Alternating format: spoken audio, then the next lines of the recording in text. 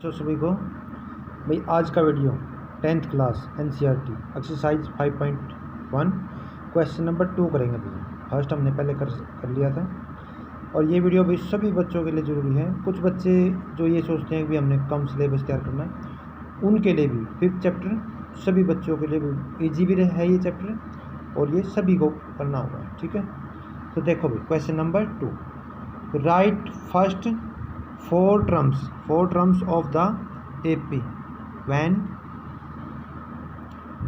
the first term A and common difference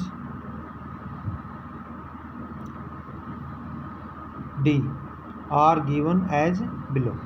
तो देखो भाई A की वैल्यू यानी कि फर्स्ट टर्म वो 10 है, D भी क्या है 10 है, और कोई भी टर्म निकालने के लिए भी हमारे पास nth टर्म का ये फार्मूला होता है an बराबर क्या होता है a plus n minus 1 into D. A का मतलब फर्स्ट टर्म की जो वैल्यू है, n जो भी नंबर हम निकालना फर्स्ट टर्म सेकंड थर्ड वो n का नंबर, और डी क्या होता है कॉमन डिफरेंस। तो अब जैसे भाई तो ए पी विल बी या फर्स्ट फोर टर्म क्या होंगी उसको हम लिखना चाहते हैं, तो उसमें भी फर्स्ट टर्म हमारी ए की वैल्यू वही हो जाएगी और सेकेंड टर्म क्या हो जाएगी हमारी ए प्लस डी। अच्छा इसको समझो भाई कैसे बना, जैसे हमने n की जगह 1 रखा है, क्या रखा है 1, तो ये ए एज इट इज प्लस में n की जगह 1 माइनस 1 हो जाएगा 0, 0 मल्टीप्लाई डी की वैल्यू कुछ भी हो तो ये सारा क्या हो जाएगा 0। तो इसलिए यहाँ से a1 बराबर क्या हो जाता है हमारा a। और जैसे a2 अगर हमने निकालना a2 तो a as it is plus में 2 माइनस 1 n की जगह क्या हो जाएगा 2, 2 माइनस 1 इंटू डी, तो वहाँ से 2 में से 1 गया तो 1 डी, यानी कि ये हो जाएगी भाई a plus D and so on. और 3 के लिए क्या हो जाएगा a प्लस 2d, यानी कि n माइनस 1 से समझो जो भी नंबर है उससे एक कम हो जाएगा।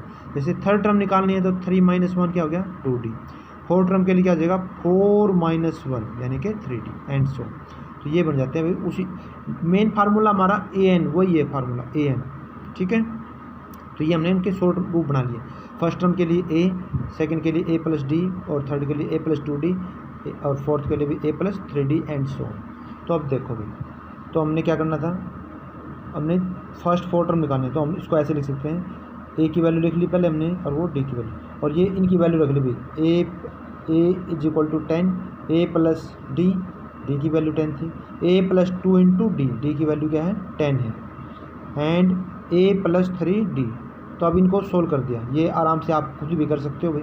तो ए की वैल्यू 10 थी वो एज इट इज़ 10 प्लस 10 20, और इसको सोल्व किया भाई 10 2 जा 20 और प्लस 10 30, और नेक्स्ट देखो 10 3 जा 30 प्लस 10 क्या हो गया 40। और इसको भाई आप बच्चे ये सोचते हो कि भाई इसको हम ओरल में आराम से कर सकते थे, हाँ कर सकते थे, लेकिन जो मेथड है जो कंसेप्ट है वो आपको अच्छे से दिमाग में बिठाना पड़ेगा ताकि आगे कुछ डिफ़िकल्ट रकमें भी आएंगी तो वहाँ आपको कोई कन्फ्यूजन ना हो। ठीक है, नेक्स्ट भाई तो ये इसके फर्स्ट फोर टर्म होगी, फर्स्ट पार्ट हो गया हमारा। सेकेंड पार्ट में ए बराबर दिया है 4 और डी बराबर दिया है 0। ठीक है, तो इसमें भी फर्स्ट फोर टर्म ही हमने निकालनी है, तो required first four terms will be, तो वही जो हमने शॉर्ट फार्मूले बनाए थे भाई A comma A plus D, A plus 2d, A plus 3d and so. मान लो कई बार 5th या 6th या जितनी भी टर्म पूछे तो ऐसे इसको कंटिन्यू आगे बढ़ा सकते हो ये फार्मूले। ठीक है भाई, तो अब यहाँ से देखो ए की वैल्यू क्या थी 4, A is equal to 4 as it is. अब ए प्लस डी, डी की वैल्यू क्या थी 0, 4 प्लस 0, 4 प्लस 2 इंटू डी की जगह 0, 4 प्लस 3 इंटू डी, डी की वैल्यू जो भी है वो आप समझ रहे होगे। तो भाई यहाँ पर ध्यान दो, ए की जो वैल्यू थी हमारी 4 as it is, a plus d 4 plus 0 4, 4 plus ये पहले भाई मल्टीप्लाई होगी ना तो ये 0 ही हो जाएगा, तो ये फिर से 4, यहाँ पर भी ये क्या हो जाएगा 0 और फिर से 4, क्योंकि अब की बार कॉमन डिफरेंस 0 था यानी कुछ भी नहीं बढ़ेगा, तो बार बार वही टर्म्स आएंगी, फर्स्ट भी सेकंड भी थर्ड भी एंड सो सारी। तो ये हमारा रिक्वायर्ड 4 4 4 4, तो ये हो गया सेकंड पार्ट। ये काफ़ी ईजी है भाई, थोड़ा डिटेल में इसलिए पढ़ाते हैं क्योंकि हर बच्चे का लेवल आई नहीं होता, तो ताकि बच्चों को सभी को समझ में आ जाए। ठीक है, नेक्स्ट पार्ट में A is equal to 4, D equal to -3, required first four terms, उसी क्वेश्चन के पार्ट्स हैं तो बार बार हमने वही 4 टर्म निकालने हैं। ए तो रिक्वायर्ड हमारा क्या हो जाएगा ए comma A plus D, A plus 2d, A plus 3d। तो अब भाई ए की वैल्यू यहाँ से देखो ये 4 होगी एज इट इज़, यहाँ पर ए प्लस डी तो 4 प्लस, लेकिन डी की वैल्यू किस में थी माइनस में, इसलिए इसको ब्रैकेट में रख लिया। अब 4 प्लस 2 इंटू डी, डी की वैल्यू रख दी 4 + 3 और ये क्या है डी, यानी कि डी की वैल्यू है जो भी, ठीक है। अब इनको सोल्व कर लें, सोल्व आप आराम से कर सकते हो। सोल्व करने के भाई 4 ए की वैल्यू 4, यहाँ पर 4 - 3 हो जाएगा तो 1, यहाँ पर पहले मल्टीप्लाई करोगे 2 3 जा 6 तो माइनस का 6, 4 - 6, यहाँ पर भाई 3 3 जा 9 हो जाएगा, 4 - 9। आगे इनको सोल्व कर लिया तो ये आ गया 4 एज इट इज़, 1 पहले से सोल्व हो गया था। यहाँ से सोल्व करने से -2, यहाँ सोल्व करो भी -5, यानी कि माइनस के 9 में से प्लस के 4 घट जाएंगे, -5। तो ये रिक्वायर्ड 4 टर्म्स ये हो गया। इसी में भी नेक्स्ट पार्ट और है, नेक्स्ट पार्ट 4th पार्ट। तो देखो इसमें क्या है, a is equal to -1, d is equal to 1/2। Required first 4 terms will be तो वही फार्मूला बार बार a, a + d, a + 2d, a + 3d। अब बस बार बार वही अभी हमने a और d की वैल्यू रखनी है। वैल्यूज़ काफ़ी आसान भी हैं, थोड़ी सी डिफ़िकल्ट या और आगे जा करके और भी डिफ़िकल्ट हो सकती है, तो बस हमने प्रैक्टिस करनी है बार। तो आप बोलो a एज इट इज़, तो a की वैल्यू -1, a + d की वैल्यू थी 1/2, a + 2 × d की वैल्यू थी 1/2, माइनस a की वैल्यू -1, a + 3d की जगह -1 प्लस में 3 × 1/2। अब इसको जब हम सोल्व करेंगे पहले मल्टीप्लाई करेंगे तो 3 × 1 = 3, 3/2 ये हो गया, और प्लस में ये 1 एज इट इज़, और यहाँ पर जो था ना 2 × d की वैल्यू थी 1/2, ये हमने कैंसिल आउट कर दिया, 2 × 1 = 2, तो ये 1 × 1 = 1 रह जाएगा। तो माइनस का 1 और प्लस का 1 ये सोल्व होने से भैया हमारा क्या हो जाएगा 0।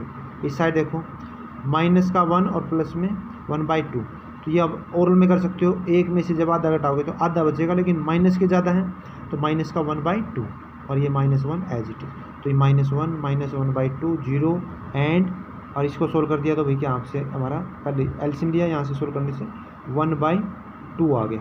ये प्लस का, ये 3 प्लस के ज़्यादा है और 2 माइनस के कम है तो प्लस का, तो ये रिक्वायर्ड हो गया, रिक्वायर्ड 4 टर्म्स।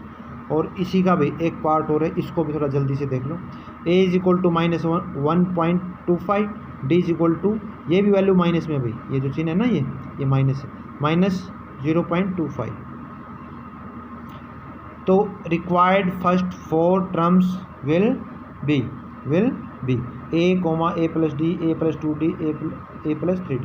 ये देखो भाई मैं बार बार लिख रहा हूँ और आप भी बार बार लिखो ताकि ये बिल्कुल दिमाग में बैठ जाए। प्रैक्टिस जितनी ज़्यादा करोगे उतना अच्छा है, ठीक है।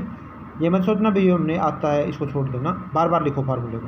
अब a की जगह वैल्यू -1.25, अब यहाँ पर a + d की वैल्यू माइनस में थी तो ब्रैकेट में रख लिया।